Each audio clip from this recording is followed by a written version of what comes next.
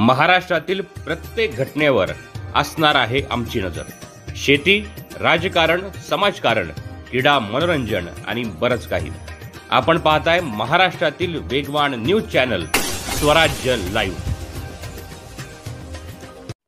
नमस्कार, मी तुकाराम साळुंखे आपणा सर्वांचं पुन्हा एकदा आपल्या हक्काच्या स्वराज्य लाईव्ह या न्यूज चॅनल मध्ये स्वागत करतो। प्रेक्षक हो, मी आता वर्धा घाटामध्ये आहे आणि 15 मार्च ह्या दिवशी रामदास पठार ह्या बसचा अपघात झाला आणि त्याच स्पॉटवरती मी आता उभा आहे आणि तुम्ही माझ्या पाठीमागे पाहू शकता की हेच ते वळण आहे आणि ह्या वळणावरून रामदास पठार बस ही महाडच्या दिशेने येत असताना टेक्निकल प्रॉब्लेम येऊन या ठिकाणी बसचा अपघात झाला।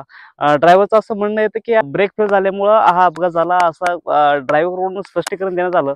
मात्र या ठिकाणी अपघात होत असताना आपण जर या ठिकाणी पाहिलं तर खऱ्या अर्थानं देव तारी त्याला कोण मारी अशा प्रकारेच या ठिकाणी मन म्हणावे लागेल। आणि ह्या 18 प्रवाशांना देवदूत म्हणून या ठिकाणी धावून आलेले हे काजूचे झाड तुम्ही पाहू शकता आणि याच काजूच्या झाडामुळे या ठिकाणी 18 प्रवाशांचा जीव या ठिकाणी वाचलेला पाहायला मिळतंय।